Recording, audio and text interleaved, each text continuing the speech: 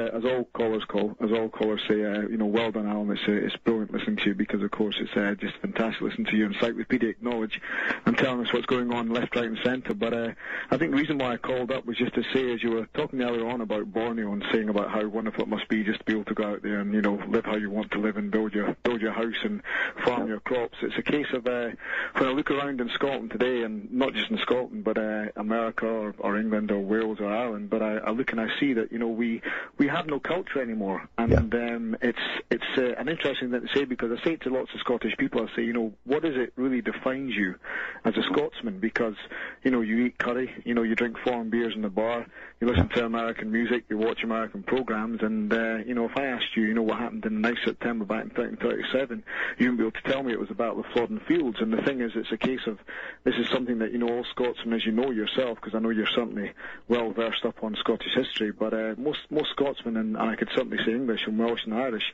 haven't got a clue about their own culture because they're living as globalists in a globalist society, and yet it's a case that they're just it kind of really saddens me, Alan, because I think you're taking your nationality from the fact that you're born here, but yet all these rampant nationalists all over England and the BNP, for example, one of them, I think you'll continue this kind of charade, this false facade of life, continuing to believe that you are who you are, but yet you'll go down there and eat your curry at the weekend and drink your foreign beers in the bar, and you'll do nothing at all to promote your own culture, but you'll continue believing you are something you're not. Yeah, and they're absolutely ignorant of their own culture. And it's not their own fault because, as I said before, after 1746, you were forbidden to speak the Gaelic, for instance, in Scotland on pain of death after the rebellion, And same with wearing the kilt too. You couldn't wear the kilt unless you joined the British Army, and then they sent you abroad.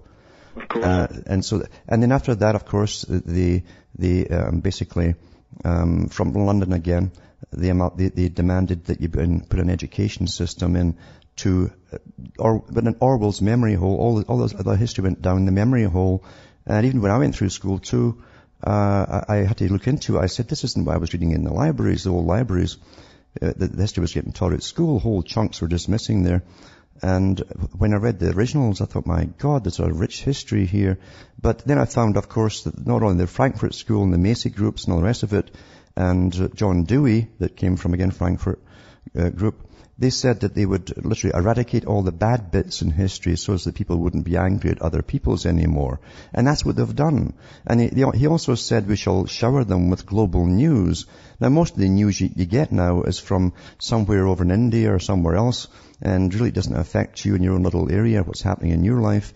But you're bombarded with local news. In fact, often it's hard to find out what's really happening locally.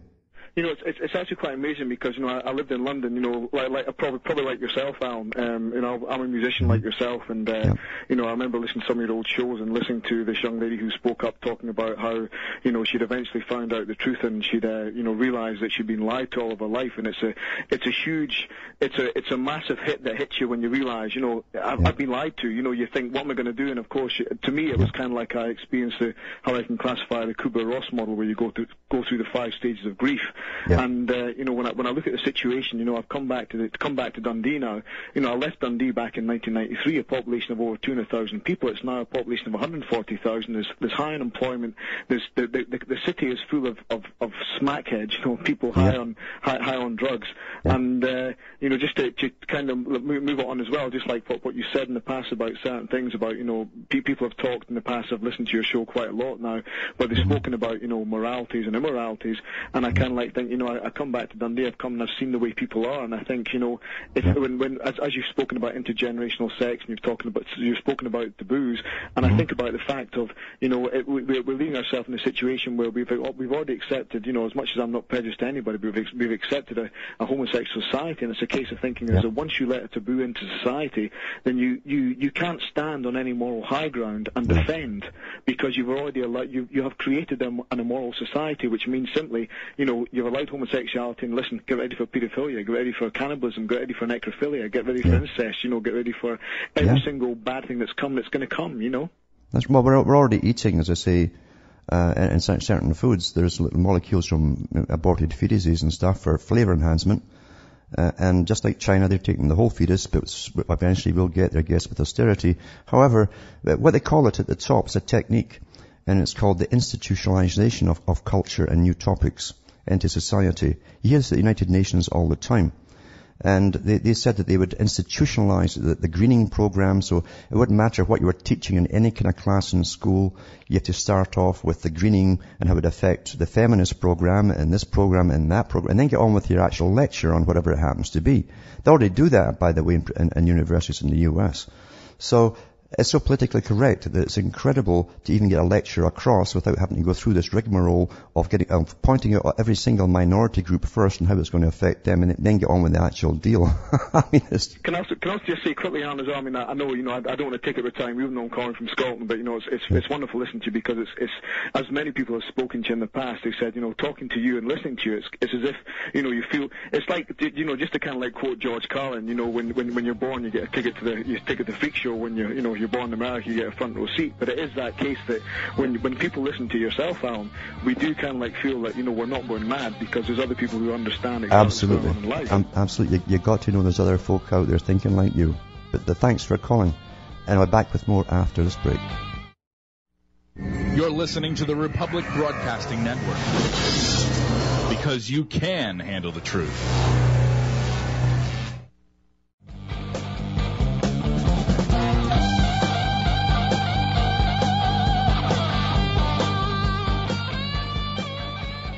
Hi folks, we're back cutting through the matrix, and there's Paul from Australia hanging on there too. Are you there, Paul? Yes, Alan. Thank you so much for taking my call. It's a great honor to be on your show of Cutting Through the Matrix. Yeah, thanks for calling, yeah. You're welcome. Yes, a couple of comments. I love your information. It's, I believe to be 100% accurate, absolutely. And a couple of comments is that, these powers that be think they might have all the power and authority and all the money in the world, but, I love it when they'll get their payback, And how many people realize this, that, Armageddon, the infamous, I think that's probably the most looked up thing besides the Antichrist on Google, wouldn't it be, Alan?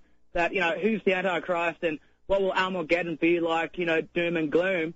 Mm-hmm. But I found out from the research and stuff like that Armageddon is an actual place called Armageddon. Did you know that? Yeah. Yeah. And it's a plains in Megiddo there too, yeah.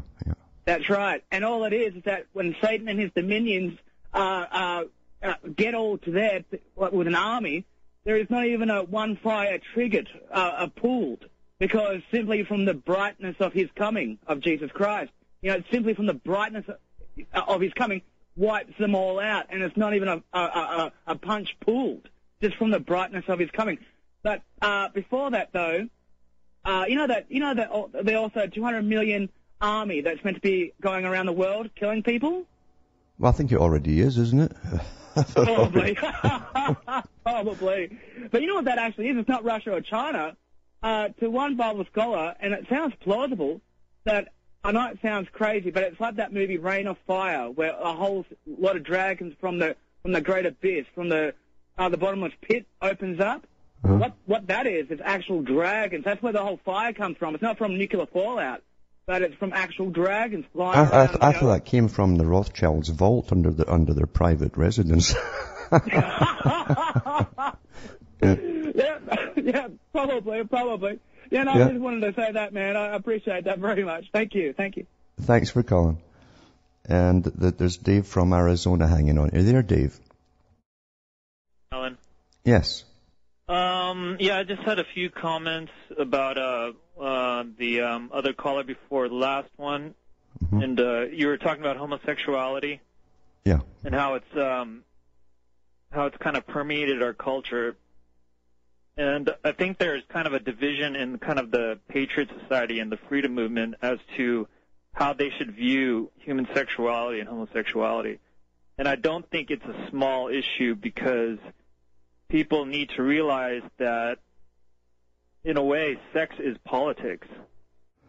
Sex is politics in a sense, but it depends again about what stance you take for the Freudian or what. He always talks about libido. What is true is that the psychopaths at the top certainly have a lot of that, and they don't care what they're going to sleep with or whatever that they're doing. But the fact is, it's a power thing with them. Right. with homosexuality, it's not like homosexuals just suddenly appeared. What it is, again, it's institutionalization of homosexuality in the culture. And that means it's been promoted from the top down. And anything promoted from the top down always has a different purpose. Even when they're using different groups as well, I tell people that beware of any group you happen to join or actually even put yourself in recognition with, because you're generally being used for something else. So, go ahead. Yeah, so I mean, I can remember back in 2000, the International Censors Committee boards met together. Each country has its censorship committee for supposedly television and good viewing and so on. And they met, and they published it in the newspapers in Canada and the States. And one professor in the States stood up, I think, and wrote an article a couple of days later. He must have attended it. One professor in Toronto did the same thing. They're identical. They're like handouts. And what they said was, now that we've won the rights for homosexual TV viewing and so on, it will be promoted more and more and more. But the guys didn't stop there. What was really shocking was he said, we must now push for the envelope, he says, and really push for bestiality and intergenerational sex.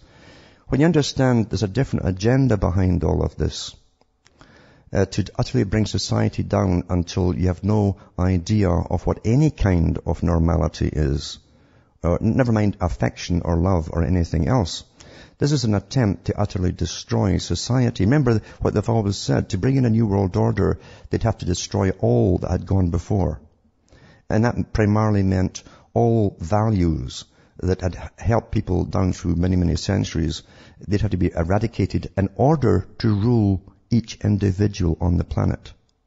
And using homosexuality as a tool is like, it's the oldest trick in the book. Yeah. Oh, yeah. I mean, there's no civilization that has been able to survive a kind of the infiltration of homosexuality. If you look through history, there's the Romans. No. But what you do get, there are definitely clues when a society is going down the hill. And apart from the massive corruption you'll see at the top, and I could read all night if I had all night just on the corruption in governments, right, just from today's news from all over the planet. But you also get to the massive incredible lavish banquets they attend, blowing billions of dollars of your cash. And you also get, again, the incredible promiscuity of all kinds. In the open, out in the open. There's another guy done in New York after Strauss-Kahn was done just today, a guy who was the ex-chairman of the Bank of Egypt, for the same thing. This is the way they view anybody around them. It doesn't matter if it's a child, a boy, girl, whatever. It's power, you see. So when all of these things are pushed to the top, now, by the same understanding, if you want to bring society down, you follow the same basic rules of how previous civilizations collapsed. Greece, Rome, and so on. And therefore the different groups that rose to the top in prominence will be promoted now at the same time to bring down the present society to go into the new. And so they're using all the different groups and giving them lots of funding and lots of media attention and lots of political correctness, indoctrination amongst everybody else, which of course agitates everyone else. That's the intention of it. And it's in your face right now. So if you understand the formula that countries go along as they're going down, or nations or empires go down, you simply follow the same formula and promote it, and you'll also have the big collapse at the bottom, at the top, and the bottom. Yeah. That's the problem, though, isn't it? People don't think that there actually is a formula that... Professor Carroll Quigley gave some of his top lectures on this very formula. And he should know. I mean, he was teaching basically the whole, the foreign office for the whole of the U.S. He was the man who went and told them about all different cultures, history, philosophies, and how they rise and how they fall. And he always did it through formulas, and he went through that whole formula of how nations and empires collapse. Watch out for this, and this. Again, the rise of New Age type or paganistic religions will be promoted. Well, everything you'll notice today is promoted from the top again down, not from the bottom up. It's from the top down. So people are deliberately bringing down all cultures to recreate everything from new once this collapses completely. Yeah. Eventually you won't be able to make judgment upon anything. And I've said before, pedophilia itself will eventually disappear from the books because it'll be so acceptable. There's already been court cases in a few countries where